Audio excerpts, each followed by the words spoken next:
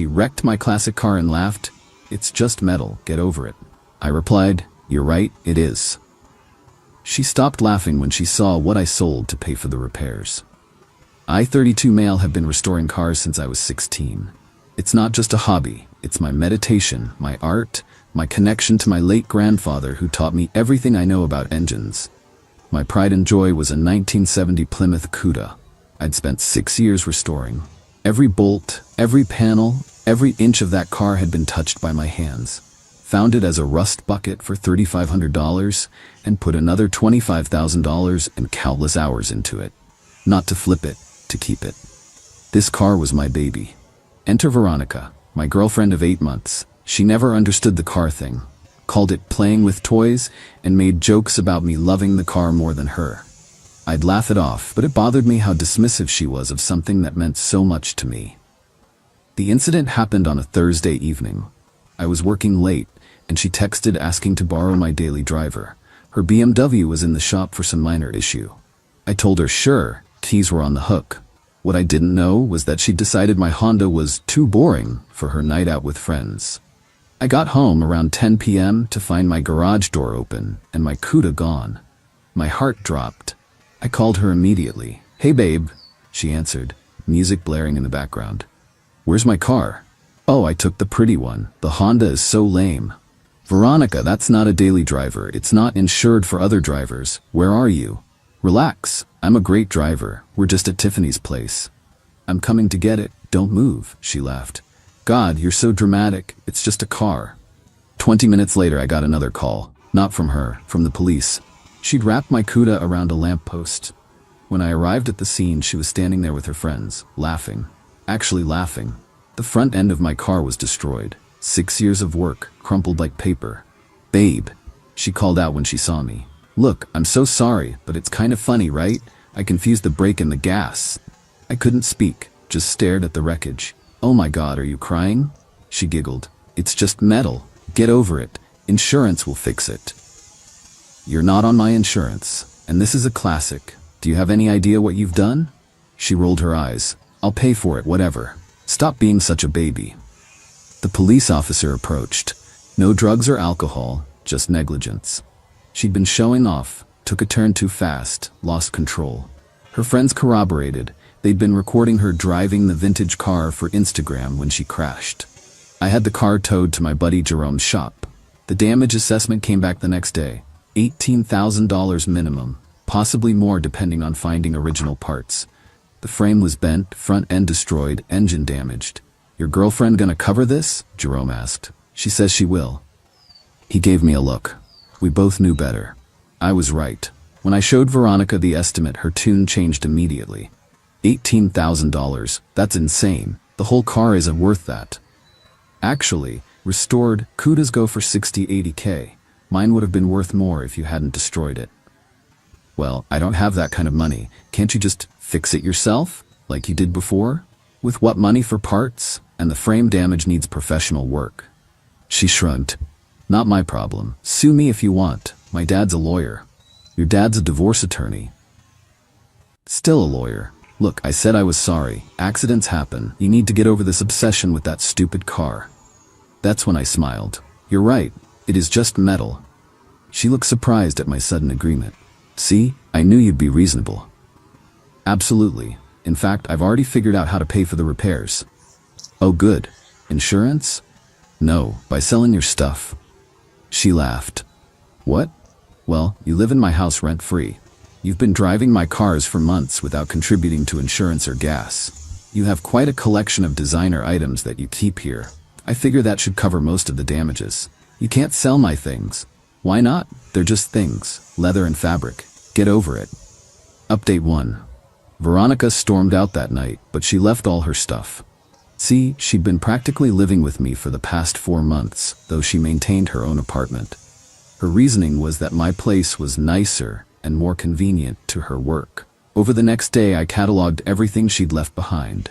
6 designer handbags, Louis Vuitton, Chanel, Gucci, 12 pairs of designer shoes, Louboutins, Jimmy Choos. Designer clothing, more than I could count.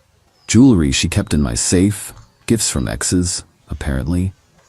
A limited edition Hermes scarf collection. Professional camera equipment. She fancied herself an influencer.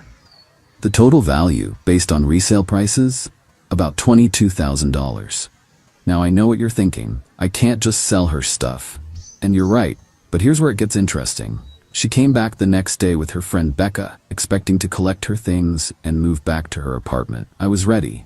"Where are my bags?" she demanded, noticing they weren't in the closet. "Safe. We need to discuss the accident first." "There's nothing to discuss. I'm not paying for your stupid car." "Okay, then I need you to sign this." I handed her a document I'd had drafted by my lawyer friend. "What is this?" "An agreement. It states that you acknowledge causing $18,000 in damages to my vehicle, that you refuse to pay for repairs, and that you're forfeiting any claim to property left in my residence as compensation." "I'm not signing shit."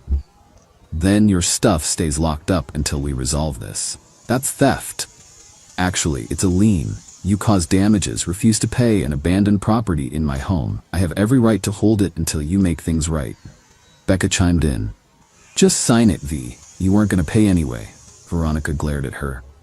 "Whose side are you on?" "Girl, you crashed his car and laughed about it." "That was cold. It's just a car." I pulled out my phone, showed them a video. "This is 400 hours of restoration work. Every weekend for 6 years. Me and my grandfather before he passed. His last project with me." For a second I saw something flicker in her eyes. Then it was gone. "Still just a car?" she muttered, but with less conviction. "And your bags are just bags. Your shoes are just shoes. Sign the papers and get your stuff, or don't sign and leave without it. Your choice. This is extortion. This is consequences." She argued for another hour. Threatened to call the cops, I encouraged her to. Threatened her lawyer dad, I had his number ready. Finally, she realized I wasn't budging. "Fine, I'll sign your stupid paper. Just give me my things." "Actually, I have a better idea. Let's make a deal." Update 2, I sat down across from her. Becca was recording everything on her phone, for Veronica's protection, she said. "Perfect. Here's my offer. You pay for half the repairs, $9,000. I'll cover the rest and give you all your stuff back." "I don't have $9,000. You have a job, you make good money. That's from my expenses." "What expenses? You live here rent-free, eat my food, drive my cars." She was quiet. Option 2, I sell enough of your items to cover the full $18,000. Whatever's left, you can have back. "You can't sell my things." "Watch me. I've already had them appraised. Your Chanel bag alone is worth $4,500. Her face went pale. "That was a gift from my ex. And my car was a gift from my grandfather. Guess we both lose sentimental items." "This is different." "How?" She couldn't answer. Option 3, I continued. You move out today, take nothing, and I sue you for the full amount plus damages. Your choice. Becca whispered to her, "Take the payment plan, V. It's fair." "Fair? He's holding my things hostage." "Girl, you crashed his car and refused to pay. What did you expect?" Veronica looked between us, realizing she'd lost her only ally. "Fine, I'll pay the $9,000, but I need time." "How much time?" 6 months. 3 months. $3,000 per month. First payment due in 30 days. "That's impossible. Your BMW payment is $800. Insurance is $200. You make $75 a year. Stop eating out every meal and shopping every weekend. It's very possible." She glared at me.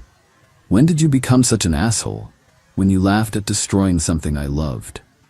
We drew up a payment agreement. She signed it. Becca witnessed it. I gave her back her everyday clothes and toiletries, but kept the valuable items as collateral. "This is degrading," she muttered, packing her things. "No, degrading is watching your girlfriend laugh while standing next to 6 years of your work, destroyed because she wanted to show off for Instagram." She left that night. But the story doesn't end there. Update 3. 2 weeks passed. No word from Veronica. The first payment deadline was approaching, and I was preparing to sell her items when I got an unexpected call. "Is this the owner of the damaged 1970 Plymouth?" Professional voice. "Yes."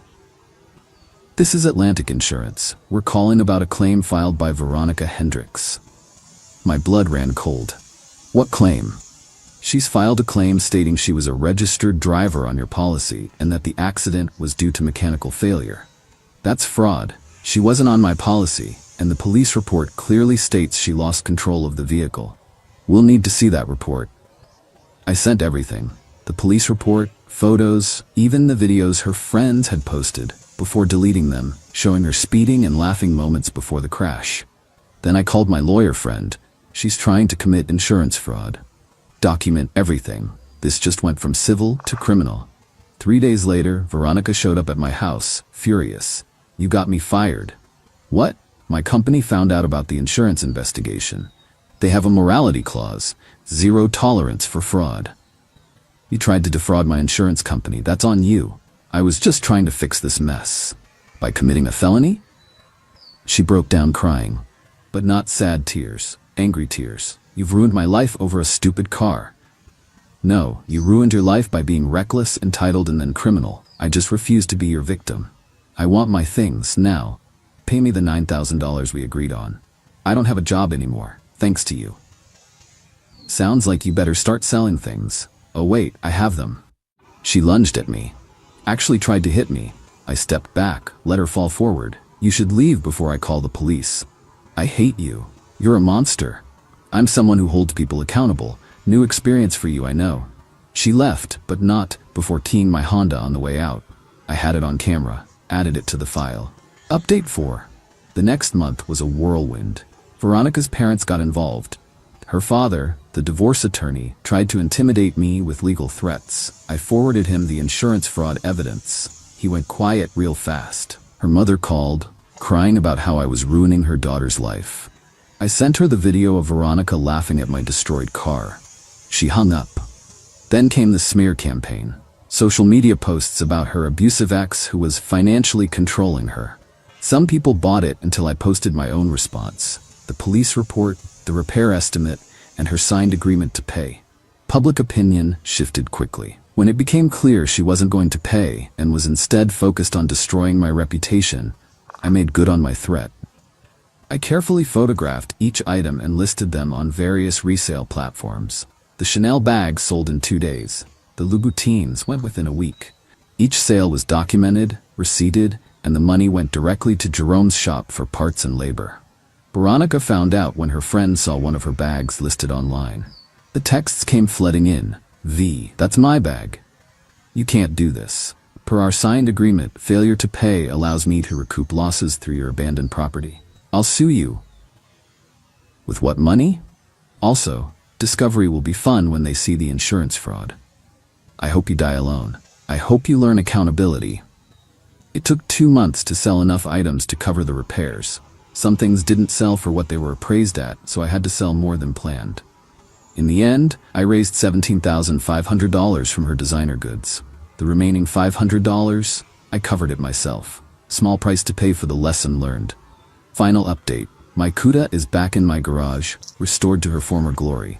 Jerome did amazing work. You can't even tell she was ever damaged. Every time I look at her, I feel a mix of pride and sadness. Pride that she's whole again.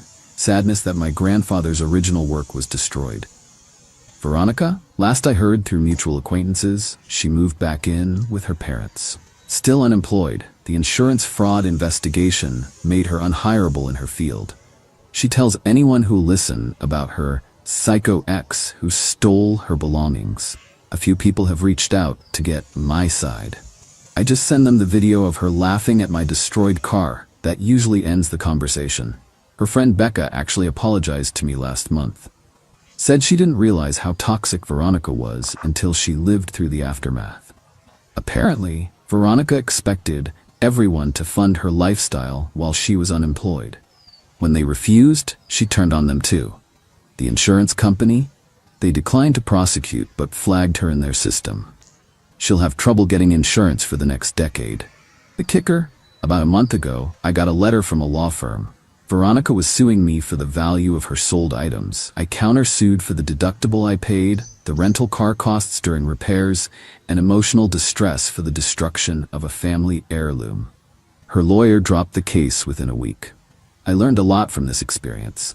Mainly when someone shows you who they are, believe them. When she laughed at destroying something precious to me, she revealed her character. Everything after was just confirmation. Some people asked why I didn't just let it go, eat the cost, and move on. Simple, because actions have consequences. She made choice after choice. taking the car without permission, driving recklessly, refusing to take responsibility, committing fraud, trying to destroy my reputation. Each choice dug her deeper. I didn't ruin her life. I just refused to let her ruin mine without consequence. The CUDA runs perfectly now. Sometimes I take her out on Sunday mornings when the roads are empty.